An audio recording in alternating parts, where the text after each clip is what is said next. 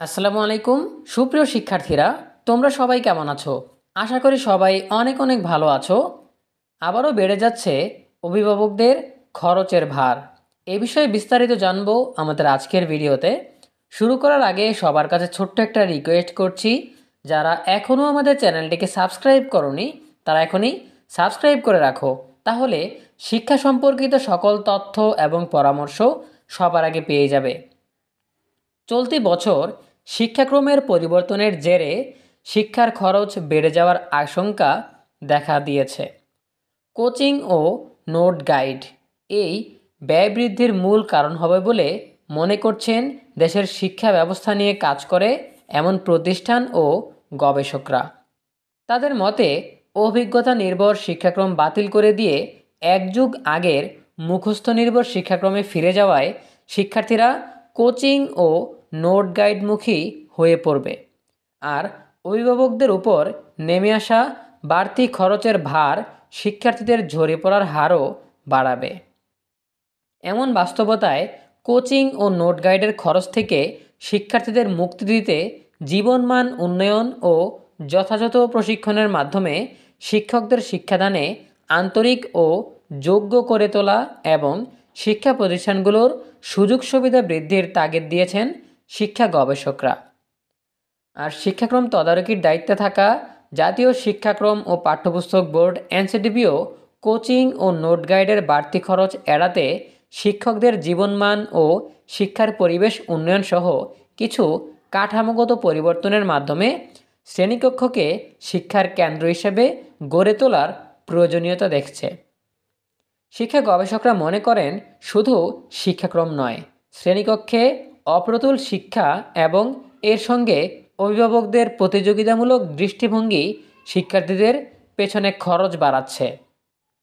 অভিভাবকদের মধ্যে ফলাফল বা ভালো গ্রেড নিয়ে এক ধরনের প্রতিযোগিতা দেখা যায়। সে কথা তুলে ধরে তিনি বলেন, এটি অনেক ক্ষেত্রে প্রাসঙ্গিকও, কারণ ভালো গ্রেড শিক্ষার্থীদের জন্য তার পছন্দসই উচ্চশিক্ষার সুযোগ প্রসারিত করে। এই জন্য কোচিংগুলো সহায়তা করে।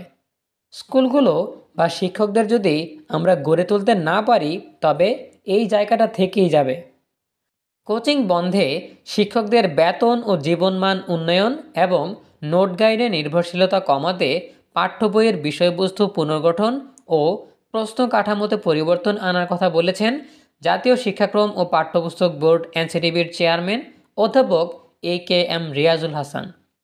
তিনি বলেন, নোট গাইড বন্ধ করার বিষয়ে আমাদের চিন্তাভাবনা হলো পাঠ্য বইয়ের বিষয়বস্তু পুনর্গঠন করতে হবে, এমনভাবে করতে হবে যাতে বিভিন্ন প্রকারের প্রশ্ন সেখান থেকে করা যায়। প্রশ্ন এমনভাবে করতে হবে যেন তা থেকে কমন না পড়ে। সুতরাং প্রশ্ন কাঠামোতেও পরিবর্তন আনতে হবে। IELTS ও GRE পরীক্ষাতেও অনেকেই সহায়ক বইয়ের সহায়তা নেয়, কিন্তু সেখানে হুবহু কোনো প্রশ্ন আসে না।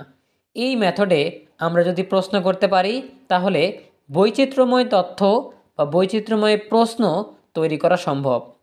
প্রশ্ন যখন কমন পড়বে না, তখন নোট গাইডের নির্ভরশীলতা কমে গিয়ে পাঠ্য বই প্রাধান্য পাবে। নোট গাইডের ব্যাপারে আমাদের জিরো টলারেন্স। নোট গাইড ছাপানো বন্ধ করার বিষয়ে সরকারও কঠোর।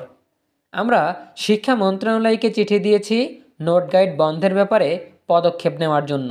ইতোমধ্যে জেলা ও উপজেলা প্রশাসনকে বলা হয়েছে নোট গাইডের বিরুদ্ধে অভিযান পরিচালনা করার জন্য। ইতোমধ্যে কিছু কিছু ক্ষেত্রে অভিযান পরিচালিতও হচ্ছে।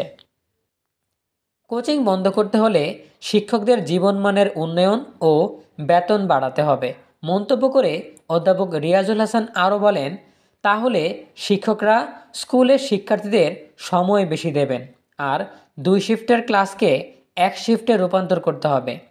এটা সম্ভব হলে 7 থেকে 8 ঘন্টা যখন স্কুলিং হবে, তখন বিদ্যালয়ের শিক্ষকরা শিক্ষার্থীদের অনেক বেশি সময় দেবেন। বেতন কাঠামো ও 1 শিফটের ক্লাস, এ ধরনের কাঠামোগত পরিবর্তন আনা গেলে শিক্ষকদের ভালোভাবে প্রশিক্ষণ দিলে কোচিং নির্ভরতা কমে যাবে।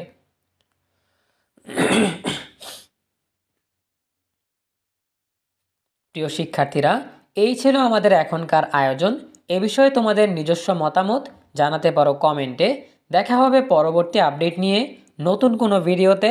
সেই পর্যন্ত তোমরা সবাই ভালো থাকো, সুস্থ থাকো, নিরাপদে থাকো এবং সবসময় ইএনইবির সাথেই থাকো। তোমাদের সকলের জন্য রইল অনেক অনেক শুভকামনা। ধন্যবাদ সবাইকে।